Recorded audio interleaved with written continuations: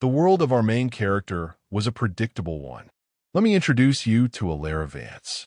Elara was a creator of believable fantasies, a literary curator of happy endings who was deeply skeptical of her own. With a cascade of dark curls that often defied her attempts at taming and eyes the color of warm honey, she spent her days as a historical archivist, surrounded by the dusty, vanilla-scented silence of forgotten letters and crumbling ledgers. Her life was a comfortable rhythm, like a steady metronome.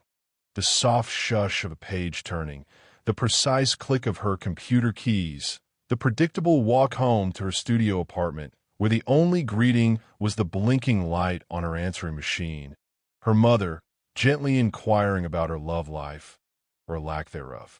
But beneath that calm surface, there was a quiet hum of something else, a longing for a melody she couldn't quite name, for a story that was hers to live, not just to preserve. And then there was Leo Thorne. Elara first saw him as a study in disarming contrasts. He stood in the hushed archive, looking entirely out of place yet completely at ease. He was tall, with the kind of broad shoulders that seemed built for burdens, and sun-streaked brown hair that suggested a life spent more outdoors than in dusty rooms.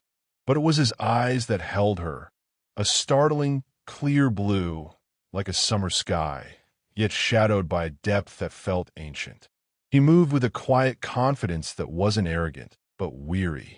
He was a wildlife photographer, she soon learned, a man who tracked migrating whales and elusive snow leopards. His world was one of vast, untamed spaces, a direct contradiction to her own carefully ordered one. Their first meeting was not at a grand ball, but in the quiet chaos of a spilled latte. It was at the Grind, the coffee shop across from the archive. Elara, rushing back from lunch, collided with a solid form, and a river of warm, bitter coffee cascaded down the front of her pristine cream-colored blouse. "I am so sorry," a deep, resonant voice said, laced with genuine dismay. She looked up, ready to be annoyed, and found herself caught in those blue eyes. The air shifted. It wasn't a lightning bolt, but a slow, warm sunrise spreading through the embarrassment. It's fine," she stammered, dabbing at the stain with a useless napkin. "It was probably my fault. No, I wasn't looking.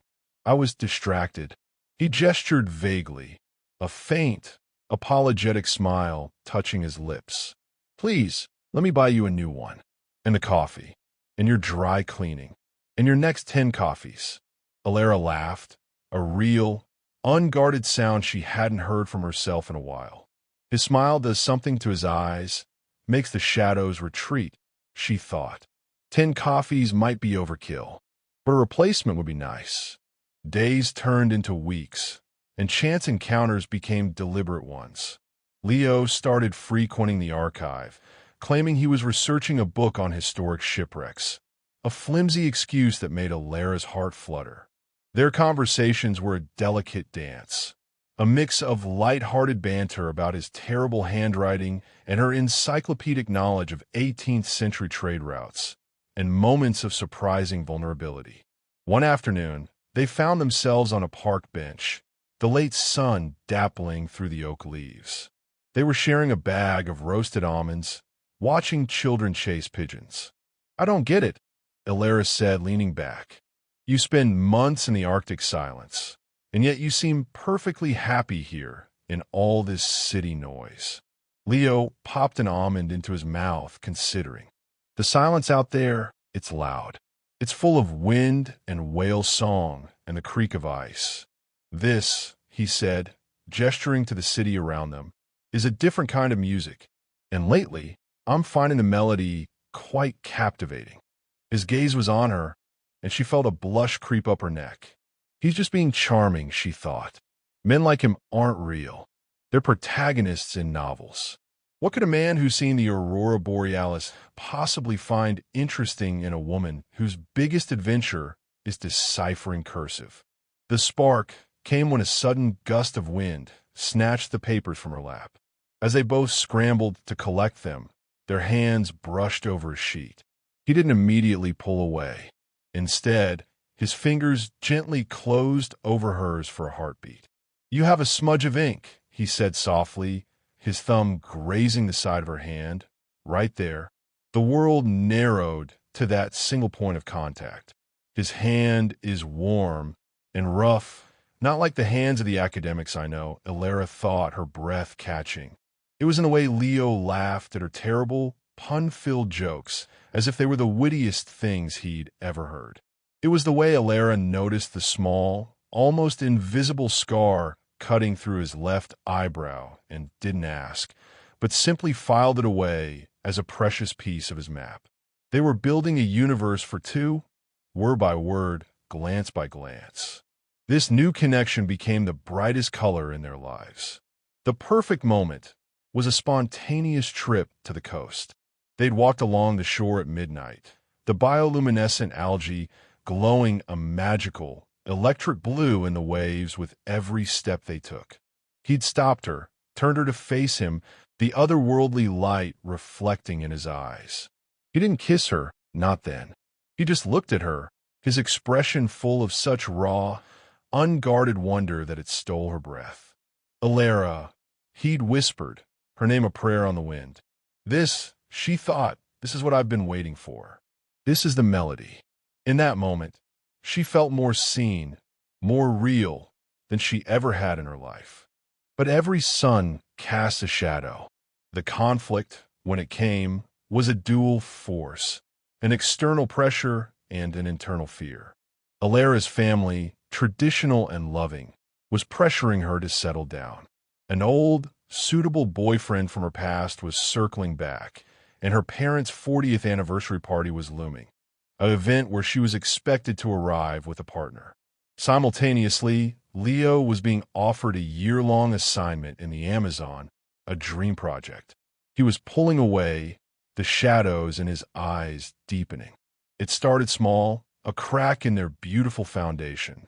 Over dinner at her favorite Italian restaurant, the air thick with the scent of garlic and unspoken tension, she finally broached it.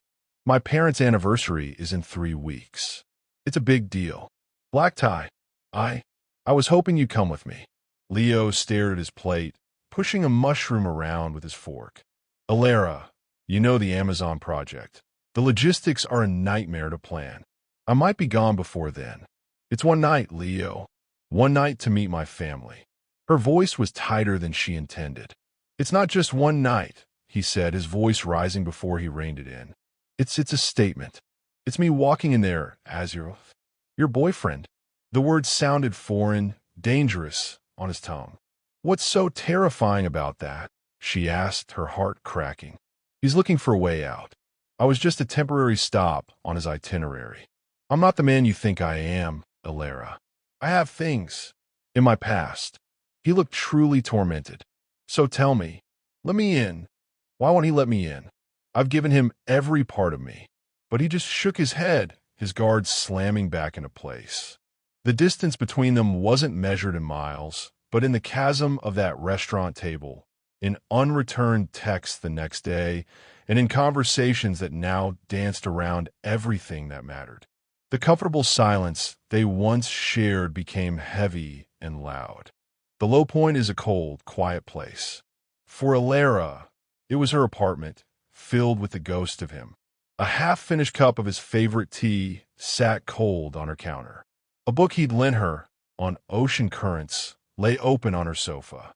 She picked it up, and a photograph slipped out, a picture of him, younger, laughing with a woman who had the same startling blue eyes. On the back, in his handwriting, with Clara. Always. The knife of misunderstanding twisted. He's married, she thought, the world tilting. Or widowed. And he never told me. This is his real secret. All those shadows, it was guilt. The ache was a physical weight in her chest. It was in this emptiness that she made a desperate, foolish choice. She called him, her voice brittle. "I have a proposition. A business arrangement." She proposed it. He would come to the anniversary as her fake fiancé. He would play the part, get her family off her back, and in return, she would let him off the hook. No strings, no messy emotions, a clean break after the performance. If I control the ending, she thought, maybe it won't hurt as much when he leaves. He, after a long, pained silence, agreed. The night of the party arrived. They stood in the glittering hotel ballroom, a picture-perfect couple. Her hand was on his arm, the fake diamond ring cold and heavy on her finger. They smiled. They charmed her family. They danced. It was a beautiful, agonizing lie. He's so good at this, Elara thought, her heart breaking with every perfect, hollow smile he gave her relatives. The climax came when they stepped onto the terrace for air, the sounds of the party muffled behind them. "You're a wonderful actor," Elara said, her voice trembling as she pulled her hand away, unable to bear the charade a second longer. "I'm not acting," Leo said, his voice raw. "Stop it, Leo. Just stop. I know about Clara." He flinched as if she'd struck him. "What?" "The photo. In your book. With Clara. Always." The tears she'd been holding back finally fell. "I was just a distraction before your big trip, wasn't I? A story for you to tell later." "No." "Elara, no." He grabbed her shoulders, his face a mask of anguish. "Clara was my sister. My twin sister. She died 3 years ago in a car accident. The world stopped. The air left her lungs. That's my secret," he choked out, all his guards finally completely down. "The reason I run. The reason I'm scared. The reason I didn't want to come here tonight and pretend to be part of a perfect, happy family. Because I failed mine. I was supposed to pick her up that night. I was late, and she took the train." His own tears fell now, free and unashamed. "I was scared," he whispered, his forehead touching hers. "Scared of being this happy. Scared of having a family to lose again. But I'm more scared of a world without you in it. This isn't fake for me. It never was."